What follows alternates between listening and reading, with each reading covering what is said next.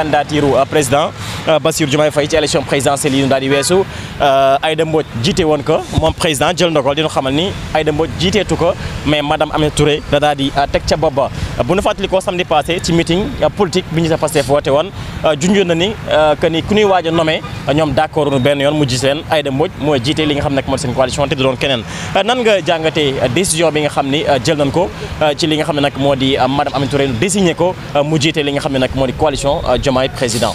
waaw décision boo xamante ni bu jur coow la nag. malheureusement parce que c'est un acte politique boo xamante ni sooy xool interprétation bi mën na am lu bëri loo si mën jàngat mais li am solo rek mooy d'abord c'est bon de rappeler les faits un peu. xam nga coalition Diomaye mooy kuréel boo xamante ni moom la ñu taxawuloon. am lorsque Diomaye même mu ngi ci kaso bi. di waajal li nga xamante ni moom mooy élection. candidat boobu nga xamante ni moom mooy le candidat de la coalition Diomaye président. alors nga gis ne adhésion yu bëri ñu bëri ci politiciens yi bokk ci coalition boobu ñu ngi signé charte d'adhésion bi lorsque Diomaye même génnaguloon ci kaso bi. alors nga gis ne effectivement Diomaye dafa génn dem rejoindre même le siège de la coalition Diomaye président. mais pareil jour boobu mu def ak ñoom benn genre échange rencontrer les leaders de la coalition Diomaye.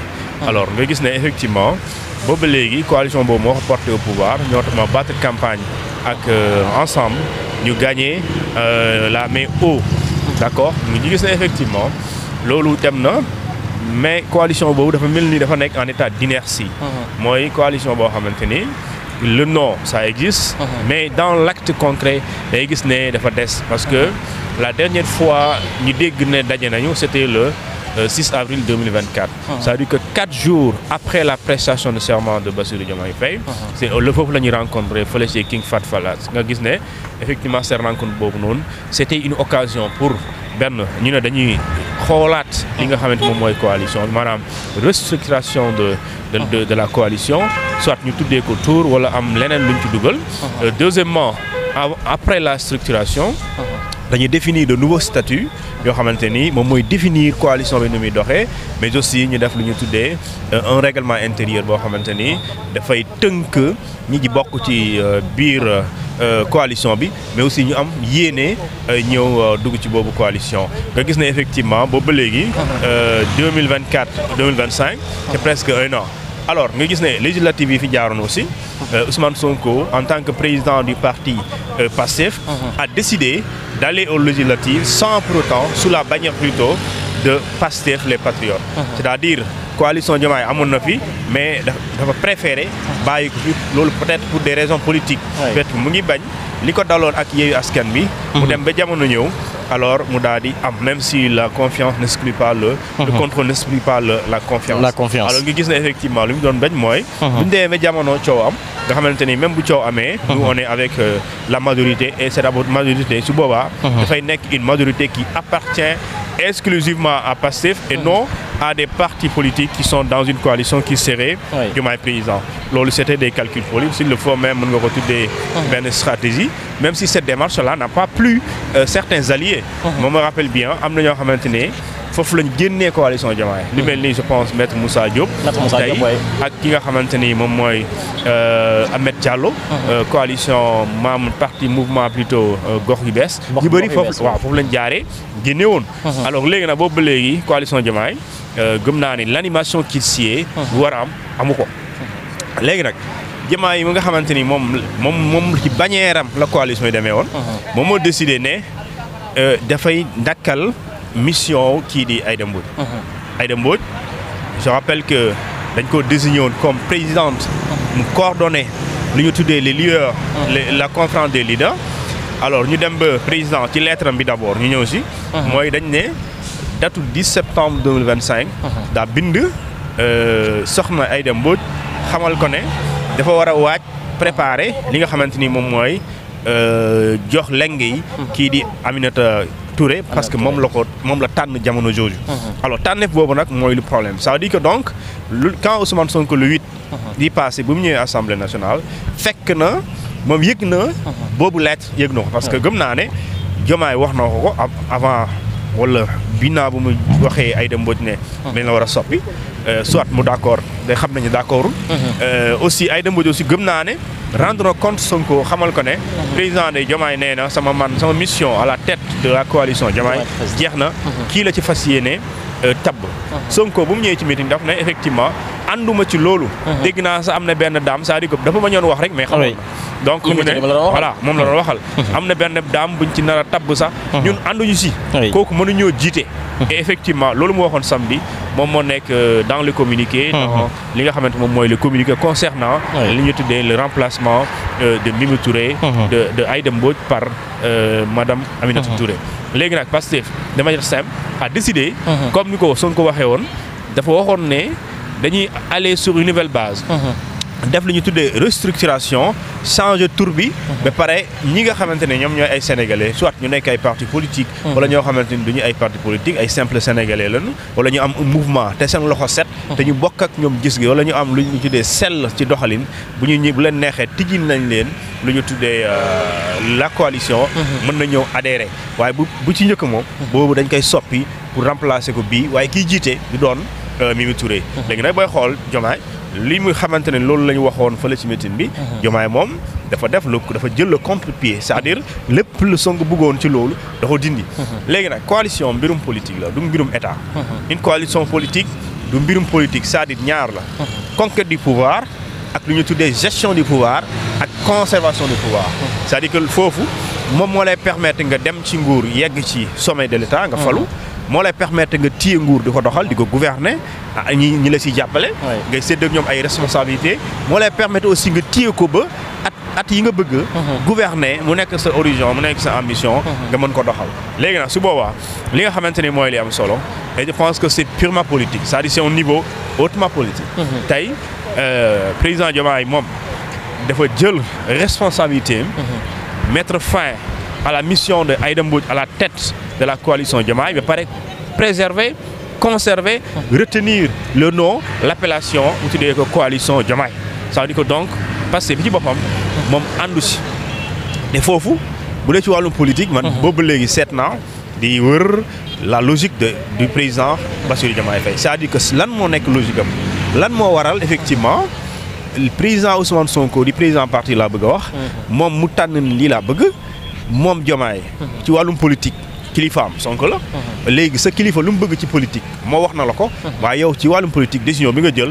c'est contraire à sa volonté léegi ça veut dire que si c'est contraire à sa volonté lan moo lu nekk ci ginnaaw logique boobu c'est-à-dire lan moo mën a justifier Diomaye am boobu posture léegi est-ce que Diomaye dafa am un parti ou une coalition des mouvements yoo xamante ne moo ko dàq protéger ci wàllum politique que Pastef wala dafa am ñeneen alliés ñoo xamante ni soo leen di comparer ak waa Pastef ñoo gën et gëm naa ne la réponse peut ne pas être effectivement oui parce que tout simplement parti bi nga xamante ni ci wàllum politique gëm naa ne Pastef Diomaye selon les archives musul def politique wala musul militer ci benn parti politique il a milité en premier à Pastef il a grandi donc politiquement à Pastef et il est devenu quelque chose à Pastef donc quelque chose boobu noonu donc c'est Pastef qui t'a porté au pouvoir léegi nag question de complication bi fu muy juddoo rek mooy ñaari coalition mënul am mais beneen coalition bi dinañ si ñëw mooy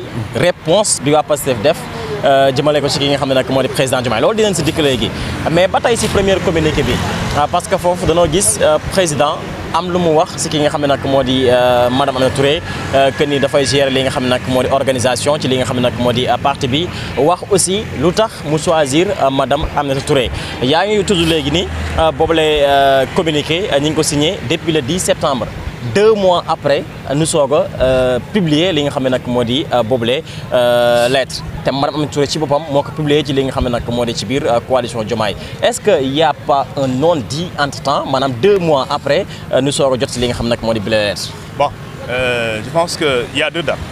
La première date c'est la date du 10 septembre 2025 oui.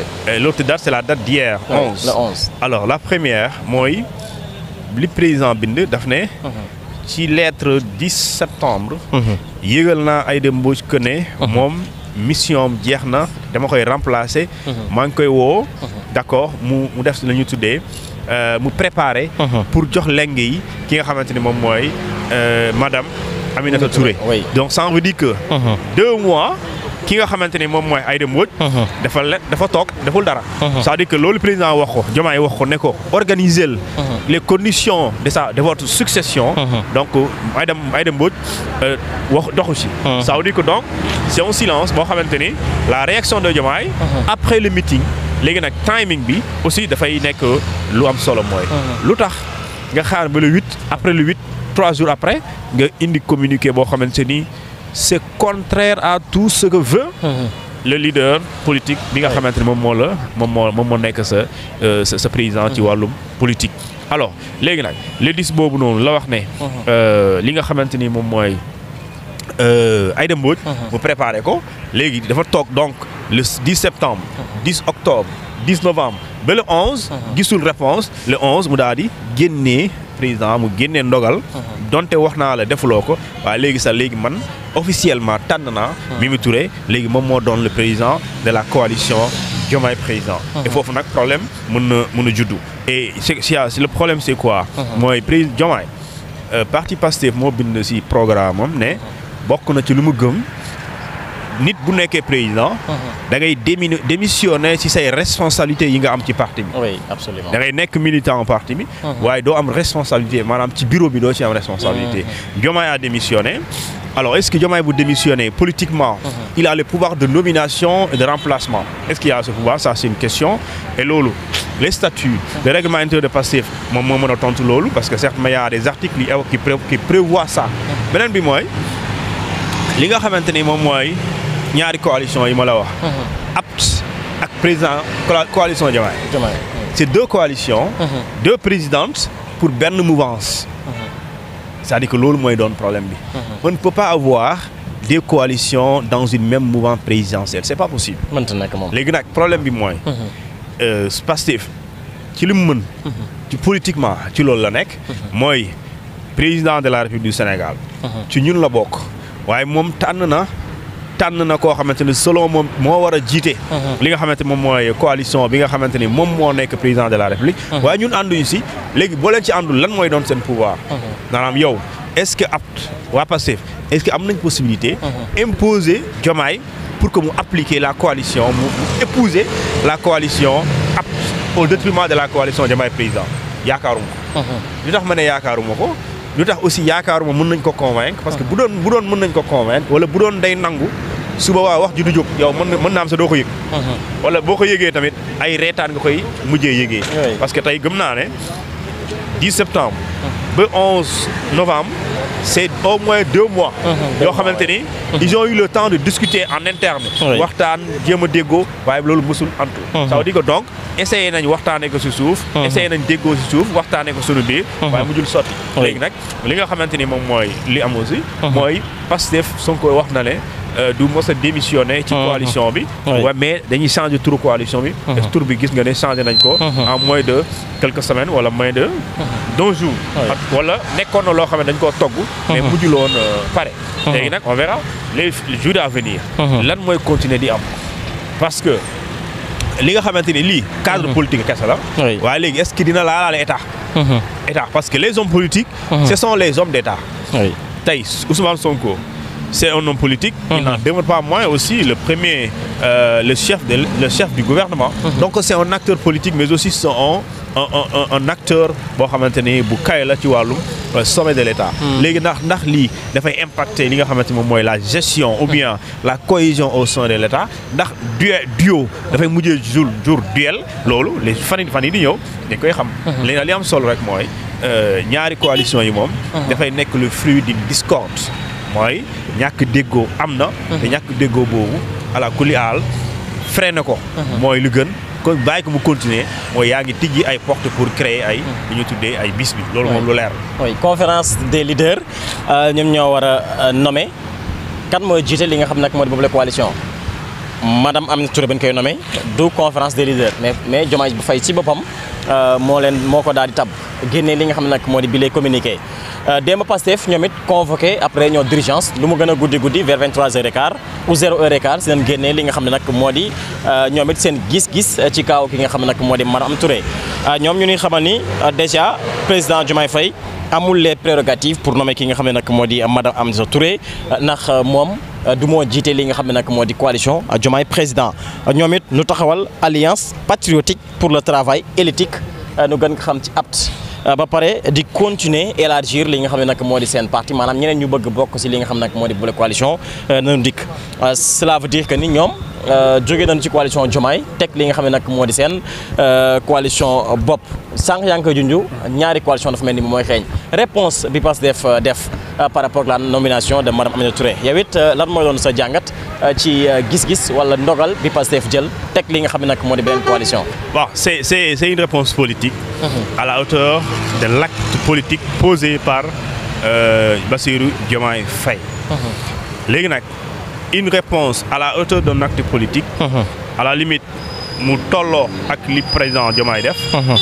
loolu lecture boo ci def mooy si la. dañuy jéem a xool ci dëgg. lan mooy li motiver Diomaye. ba mu défier li ñu tuddee la volonté politique de Ousmane Sonko. C'est ça? Et la volonté politique de Pastef. C'est ça le plus important. C'est-à-dire que lan moo waral le déclic, le pourquoi, les causes, les raisons véritablement qui ont poussé le président de la Bassirou Diomaye Faye à dire que même si yéen da ngeen wax da ngeen di def restructuration, parce qu'en réalité la restructuration, changement de tour amul bu dee ci wàllum Diomaye. maanaam moom la coalition reste la même coalition. léegi les termes xaw ma mais moom changé na. ki nga xamante moom moo ko war a jiite moo ko war a doxal. léegi nag waa Pastef aussi ñoom waree nañ ne. ñun lu ñu suñu leader waxoon fële ci meeting bi. que ne ñun coalition bi ñun dañ koy defaraat. mais buñ ko defaraatee aussi ki koy jiite ki ngeen bëgg a tànn ñun ànduñ ci kooku noonu. et communiqué bi ñëw na fësal ne ànduñu ci désignation bi ñuy def. ci Aminata Touré en plus di na war a tànn. ki nga xamante ni moom moo war a nekk kii di njiit bi. léegi nag président foofu laa wax ne quand tu démissionnes de ton poste de secrétaire général du parti ça veut dire que politiquement amatoo pouvoir de nomination ci parti bi parce que da nga éloigné ci li nga xamante ni moom mooy bureau politique bi kon bureau politique buy décider yow da ngay nekk comme simple militant wala da ngay nekk comme koo xamante ni tu es membre du parti mais doo am pouvoir de dindi wala di def léegi nag su boobaa ndax malgré ça dafay continuer wala waa parce que am nañ possibilité arrêter li nga xamante ne loolu mooy boobu processus léegi nag foofu laa amul optimisme mooy tey si Pastef créé na APT Diomaye téye li ñu tuddee coalition Diomaye président léegi Pastef lan la ci mën lan la Pastef mën est-ce que Pastef am na les possibilités d'imposer au président Diomaye ne ko mu neex la mu naqari la APT la ñuy utiliser est-ce que yor na les arguments politiques est-ce que yor na les moyens politiques de contraindre Diomaye pour que mu appliquer li ñu tuddee la coalition APT pour que ñu mën a jël coalition APT boobu ñu doxal jiite réew mi comme niñ ko biggee pour une durée de 5 ans man foofu laa jàpp ne du yomb si ñoom parce que bu doon day yomb wax ji du yegg fii donc il faut ñu xam le meeting de Sonko c'est une occasion pour alerter li nga xamante ne ñoom ñu ngi koy dund si biir te askan bi yëguñu ko mais yëgal leen luy xew mais aussi bàyyi loo leen xeer ñu nekk observateur pour suba lu xew rek ñu leen bett wax leen ne aussi am na lu ñuy waaj a def mooy coppite bii di am ñun ànduñu si am na loo xamante ne aussi réew mi nu muy doxee ñun lii mooy suñu xalaat waaye luñ ci bëgg sottiwul léegi nag bu sottiwul ñun xam leen ne ñun suñu bëgg-bëgg lii la waaye lii mooy am léegi nag bu amee aussi ñun suñu responsabilité nekk ko fa c'est-à-dire que tey Ousmane Sonko quel que soit son désaccord il ne peut pas dindi benn ministre poste mënul dàq ministre mënul dàq directeur général mënul fexe ba aussi président bu bëggee nommé kenn mënul fexe benn président mënul forcé ne président damay téye sa big bi doo ko nommé mais mun na wax ne ànduma si mooy manifester son désaccord et gëm naa ne boo xoolee lii di Mimi Touré ak Abdourahmane Diouf par exemple je donne l'exemple de Abdourahmane Diouf Ousmane Sonko moom moo wax publiquement que ne waa ji dañ koy soupçonné benn mbir boo xamante ni fu mu nekkoon doxalin bi sellul et ñun li ñuy woote ñun Pastef sax moom dafa xaw a mel ni ku nekk ci contraire bi léegi am ñoo xam ne loolu lañu téye donte waxuñu ñaata milliards wala millions la ñuy njoxte ne loolu la doon mais après loolu lu lay woon mooy le fait que ñu jëlee ko ci ministère bi man ànduma woon kon ñu yóbbu ko feneen kon sama volonté sama bëgg-bëgg moo ñu jëlee ko fi parce que la preuve meeting bi daf ne sax après toute conclusion dañ fiy jóge kon yow yaa bëgg loolu mais président moom bëggu ko léegi président bi léegi lan moo expliqué nga bëgg loolu te yow évoqué nga raison mais moom bëggu ko malgré ses raisons mu préféré gën a jege ak ñoom loolu mooy effectivement li nit yi war a lijjanti mooy la logique exactement de Diomaye. Quelle est la logique de Diomaye dans cette histoire? mooy pourquoi Diomaye persiste et retient la coalition Diomaye président? Pourquoi il a préféré malgré li ñu tuddee les points soulevés par son patron politique? Pourquoi il a insisté et pare nekk ci loolu mooy li am solo léegi nag on verra façon ci wàllum politique. Diomaye kenn la mooy kilifaam muy Sonko. léegi nag kilifa googu moo ko désigné mu nekk candidat mu nekk président de la République léegi nag bu yeggee ba nekk sommet état ba waat léegi kooku nga xam ne moo nekkoon sa disciple politique bu la neexee wala koo xam ne yaa ko tette wala yaa ko joxoñ ñu fal ko. kooku du bokk ak ki nga xamante ni nag moom mooy acteur politique boobu nga xam. parce que su boobaa di nga bëgg dara politiquement. waaye du point de vue de l' état du sotti.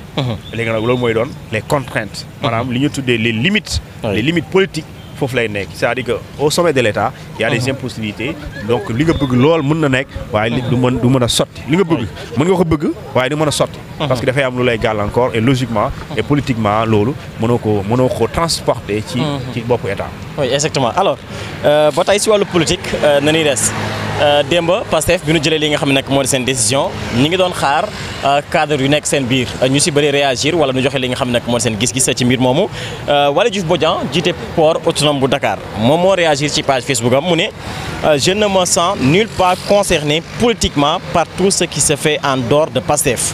Mon périmètre et mon horizon politique se limite uniquement à Ousmane